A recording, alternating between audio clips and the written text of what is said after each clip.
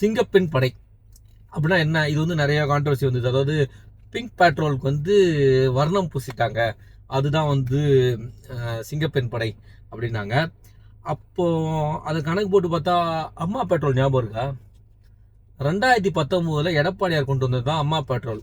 யோசிச்சு பாருங்க, அவங்க 5 வருஷம் ஆட்சி பண்ணிட்டு 2019 தான் கொண்டு வந்தாங்க அம்மா பேட்ரோல். அம்மா பேட்ரோல் எப்படின்றது, அதாவது அதை அப்படியே பெயிண்ட் அடிச்சது தான் பிங்க் பேட்ரோல். இந்த பிங்க் பேட்ரோல் எப்போ வந்தது தெரியுமா? 2025, அதாவது 2021 ஆட்சிக்கு வந்தாங்க. 2025 தான் பிங்க் பெட்ரோல் வந்துச்சு. இடைப்பட்ட காலத்தில் அம்மா பெட்ரோல் என்னாச்சு? ஓகே, இந்த அம்மா பெட்ரோல், பிங்க் பெட்ரோல், அப்புறம் சிங்கப்படை, இது மூணுத்துக்குமே வந்து வேற வேற வித்தியாசங்கள் இருக்கு. ஒரு சின்ன உதாரணம் சொல்றேன். பெட்ரோல் அப்படின்னா என்ன? ரோந்து வாகனம். அதாவது பிங்க் பெட்ரோலாக இருக்கட்டும், அம்மா பெட்ரோல் என்னன்னா ஒரு போலீஸ் ஸ்டேஷனு, அந்த போலீஸ் ஸ்டேஷனுக்கு இந்த மாதிரி ஒரு வண்டி கொடுத்துருப்பாங்க. அதில் ஒரு எஸ்ஐக்கு டியூட்டி அசைன் பண்ணுவாங்க.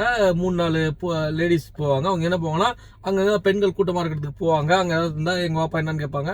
அப்படி ஏதாவது அவங்க தப்பு அசம்பாவிதம் பார்த்தாங்கன்னா அவங்கள பிடிச்சி கொண்டு போய் இதில் விட்டுருவாங்க. எங்கே விடுவாங்கன்னு பார்த்தீங்கன்னா, அதே ஸ்டேஷனில் விட்டுருவாங்க. இந்த மாதிரி இவங்க மேலே கேஸ் போடுங்க அப்படின்னு மகளிர் காவல் நிலையத்திலோ இல்லை கிரைம்லையோ கொடுத்துருவாங்க. இவன் வந்து இந்த பொண்ணுக்கு கிண்டல் பண்ணா அந்த மாதிரி கொடுத்துருவாங்களே தவிர்த்து மற்றபடி அவங்களுக்கு வேறு எதுவும் பண்ண முடியாது. இதுதான் வந்து இந்த பிங்க் பெட்ரோல் அப்புறம் அம்மா பெட்ரோலோட வரைபடம். ஓகேங்களா? அதுக்கு முற்றிலும் மாறுபட்டது தான் இந்த சிங்கப்பெண் தனிப்படை. அதாவது நல்லா புரிஞ்சுக்கோங்க, இது பெட்ரோல், இது தனிப்படை. அதாவது என்ன வேணாலும் பேசலான்றதுக்காக எதுக்கு வந்து லாஜிக்காக சொல்லப்போனால் அம்மா பெட்ரோலோட அப்படியே டிட்டோ ஜெராக்ஸ் தான் வந்து பிங்க் பெட்ரோல். இது ரெண்டத்தையுமே வந்து நெக்ஸ்ட் லெவல் கொண்டு போனது தான் சிங்கப்பெண் படை. ஆனால் இன்னுமே பிங்க் பெட்ரோல்ன்றது அது நார்மலாக ஸ்டேஷனில் இருக்கலாம். நார்மலாக எல்லா ஸ்டேஷன் இதுக்கு வாய்ப்பு இருக்குது. அது அதனால வந்து இதுக்கு சம்மந்தமே இல்லை. ஏன்னா இதுக்கு ஹையராக்கிஸ் இருக்குது. இது ஒரு அதாவது இப்படி ஈஸியாக சொன்னால், நீங்கள் அதிரடி படையெல்லாம் கேள்விப்பட்டிருக்கீங்களா?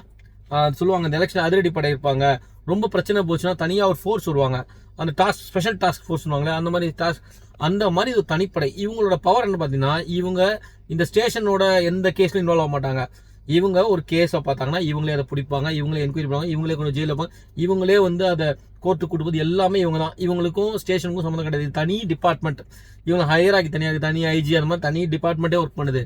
ஆக்சுவலாக இது ரொம்ப ரொம்ப ரொம்ப சூப்பரான விஷயங்க. ஆனால் இதை ஒத்துக்க மாட்டாங்க.